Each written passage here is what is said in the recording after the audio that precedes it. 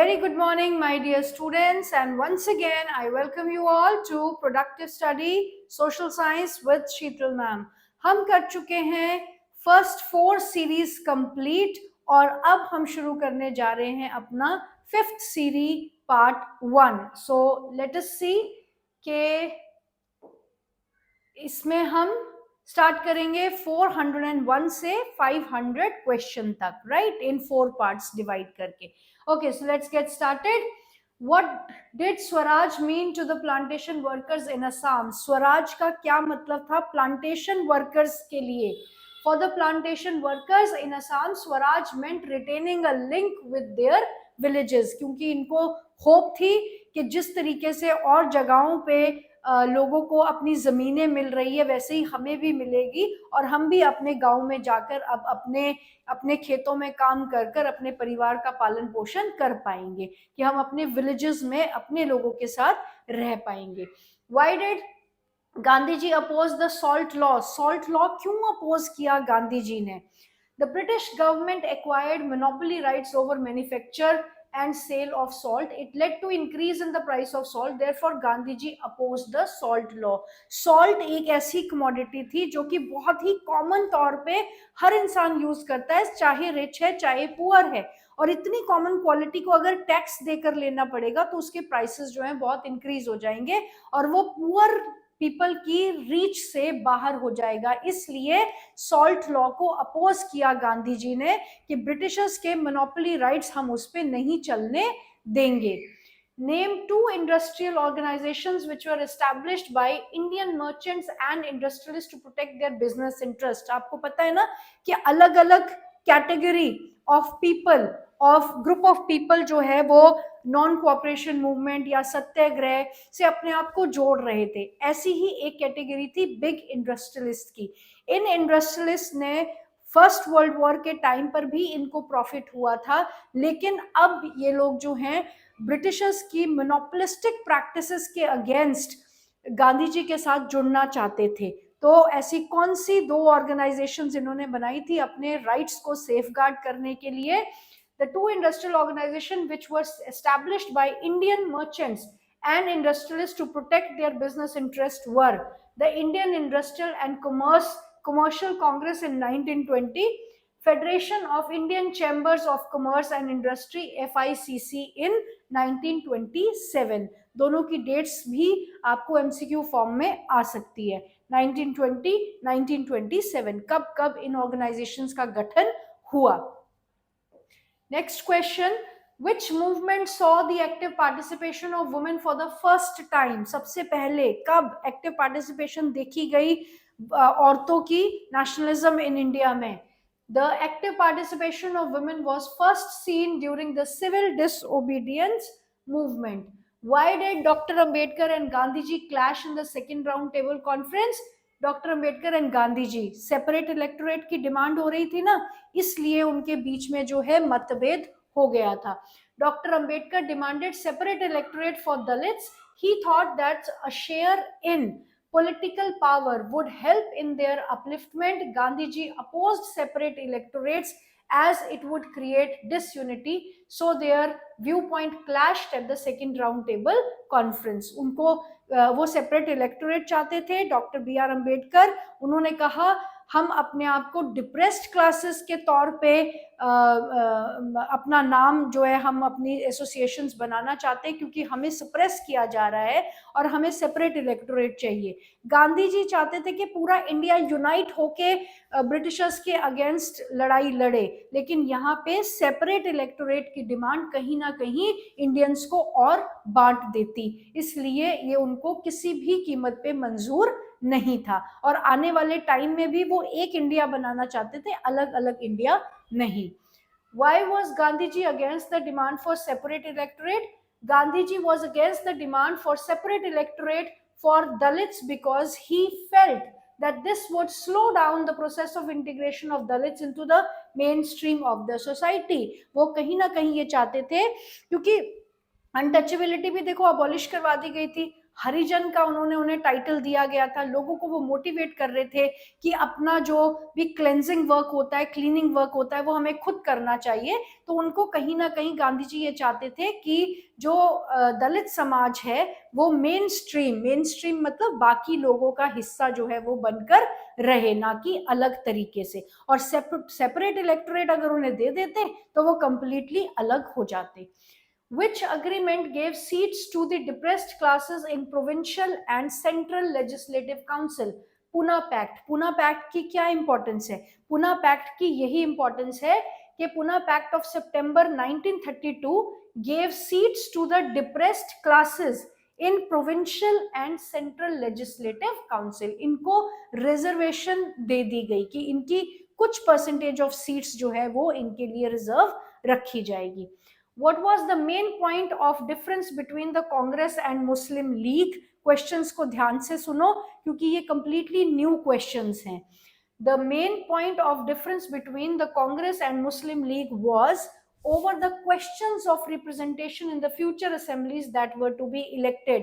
आपको याद होगा मोहम्मद अली जिन्ना, उनकी क्या सोच थी कि हम इंडिया की लड़ाई के लिए हम नेशनलिज्म का हिस्सा तो बन रहे हैं, लेकिन इस बात की क्या गारंटी है कि फ्री इंडिया में जो लोग माइनॉरिटी में हैं, जैसे मुस्लिम्स हैं या फिर पहले डिप्रेस्ड क्लासेस की बात की गई, कि इन जो माइनॉरिटी पॉपुलेशन है उनको उनके अधिकारों से वंचित नहीं रखा जाएगा। इसलिए ये कुछ प्रोविजंस जो हैं उनके लिए करना चाहते थे as a safeguard. Then why did the nationalists in India tour village? Nationalists in India toured villages to gather folk songs and legends so as to produce a true picture of traditional Indian culture, to discover one's identity and restore a sense of pride in one's past. ये आपका sense of belongingness या फिर जैसे romanticism था nationalism में in Europe में, तो यहाँ पे था कलेक्टिव बिलोंगिंगनेस कैसे डेवलप होगी, अपने कल्चर को, अपने ट्रेडिशन को, अपने पास्ट को रिवाइव करके और उससे जुड़कर कहीं ना कहीं अपनी सेंस ऑफ बिलोंगिंगनेस डेवलप कर पाएंगे। Why was the Congress reluctant to include workers' demand as part of its program of struggle? आपको याद है ना, हमने पढ़ा था कि कांग्रेस जो है वो वर्कर्स, जो इंडस्ट्रियल वर्कर्स थे या फिर पुअर पीजेंट्री थी, उनकी डिमांड्स को बहुत ज़्यादा गहराई से उनको सोचती नहीं थी, क्योंकि वो हायर जो लोग थे, जैसे एग्रीकल्चरिस्ट थे, रिच पीजेंट्स थे या रिच इंडस्ट्रियलिस्ट थे, उनका सपोर्ट नहीं खोना चाहते थे। Congress was reluctant to include workers demand as a part of its program of struggle because it thought that by doing so they would lose the financial assistance and support from the industrialist. Clear? What was the significance of Pune Pact of 1932? Repeated question है लेकिन different form में पूछा गया है। The Pune Pact of 1932 led to the compromise between Ambedkar and Gandhiji on the issue of separate electorate. इनको representation दी गई depressed classes को instead of separate electorate. The two events which shaped the Indian politics in 1920 के दो events जिन्होंने India की politics को एक नया आवाम दिया, the setting up of Simon Commission by Troy government in Britain which had not a single Indian member, the worldwide economic depression which led to fall in agricultural prices. Yes, both of these are important points. इन्होंने Indian political scenario को एकदम बदल के रख दिया.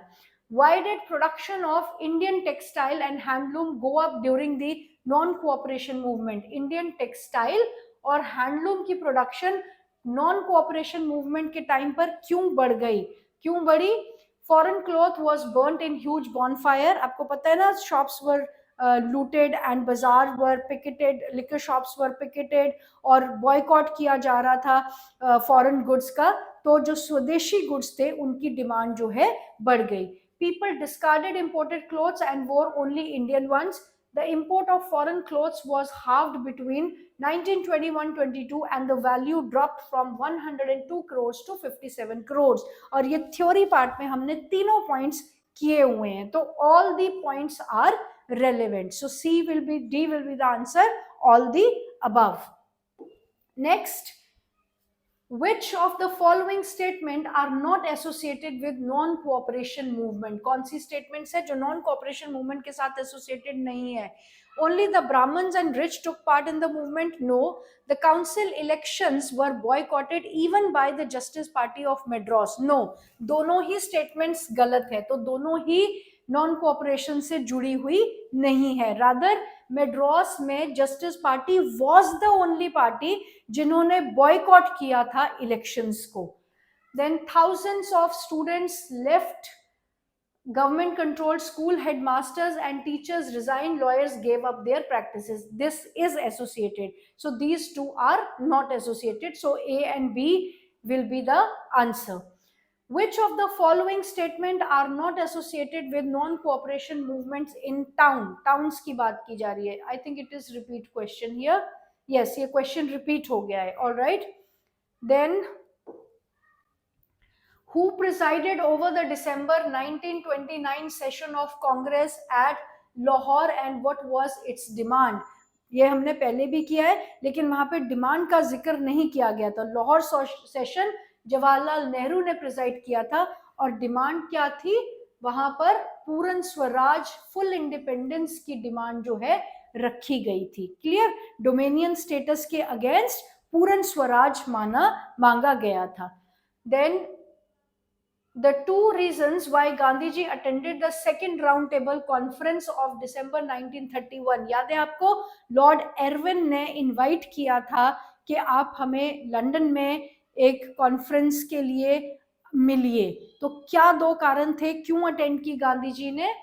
The arrest of Gruffudd Khan and Jawaharlal Nehru, violence of the Indian people against symbols of the British Raj like railways, police post, signing of the Gandhi-Erwin Pact in 1991. So wrong, ये wrong है. B and sorry, not wrong. B and C is right. Arrest of Ghaffar Khan and Jawaharlal Nehru wrong है. This and this is right. So answer is both B and C. B and C. Right?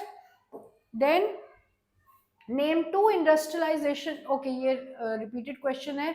Name two industrial organizations established by Indian merchants to protect their business interest.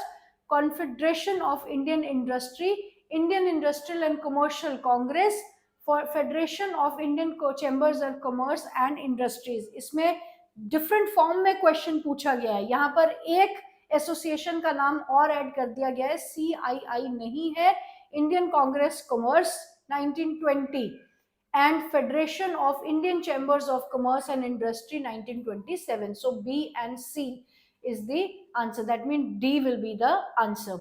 The business groups and industrialists lost enthusiasm for civil disobedience movement. अगर आपको याद होगा कि क्यों अलग अलग society का जो अलग अलग लोग थे उनका सेकेंड टाइम इस मूवमेंट से इंटरेस्ट क्यों कम हो गया था? क्योंकि पहली बार जब इन्होंने ज्वाइन की थी तो इनकी एस्पिरेशंस पूरी नहीं हो पाई थी, इसलिए सेकेंड टाइम में इनका जो इंटरेस्ट है वो कम हो गया था.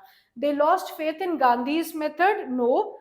दे were frightened by the British repression? No. The spread of violent activities worried them about prolonged disruption of business and the failure of round table conference made them afraid. This is the right answer. So C will be the right answer. ये लोग डर गए थे कि अब जब अगर बहुत ज्यादा वायलेंस होगी लोगों के बीच में और ब्रिटिशर्स के बीच में तो नॉर्मल जो प्रोसीजर है, इंडस्ट्रियल प्रोसीजर, वो डिस्टर्ब हो जाता है. लोग जो हैं लूटते हैं शॉप्स को, इंडस्ट्रियल गुड्स को, जिसकी वजह से इंडस्ट्रियलिस्ट को बहुत ज्यादा नुकसान होता है. तो इस वजह से इनका एंथुजियाज्म जो है कम था. One important feature of civil disobedience movement was Gandhiji's belief that women should not join it and remain at home. No. Complete change in the status of women in society. There was no change. Rather, civil disobedience movement में first time और उसके बाद भी उनको सिर्फ mass movement के लिए ही involve किया जाता था ताकि ज्यादा से ज्यादा नंबर ऑफ पीपल जो है वो सड़कों पे दिखे. So large scale participation of women in the movement in protest marches, manufacturing salt, picketing, boycotting foreign clothes and even going to jail. So C is the right answer. Large scale participation of Dalits or Harijans. No. How did history help in creating a feeling of nationalism in India by the end of the 19th century? By reinterpreting history and refuting the British portrayal of Indians as backward, primitive, and incapable of the government? Yes. By writing about India's glorious past and urging people to take pride in their achievement? Yes. By urging them to struggle and change the miserable condition of life under the British rule? Yes, all these above. इन्होंने कहीं ना कहीं इन सारी चीज़ों ने act किया as an inspiration, और सब ने जो है नेशनलिज्म की भावना को लोगों में जगाने के लिए मदद की. So all the above will be the answer. D will be the correct option. Muslim leaders and intellectuals were concerned about the status of Muslims as minority within India because there was distrust and suspicion about between two communities. They feared that their culture and identity would be submerged under the domination of Hindu majority. Their leaders differed with the policies of the Congress. Congress was not ready to grant them a separate electorate, right? Congress was not ready to grant them a separate electorate. Why did they wanted separate electorate? उन्हें separate electorate चाहिए क्यों था?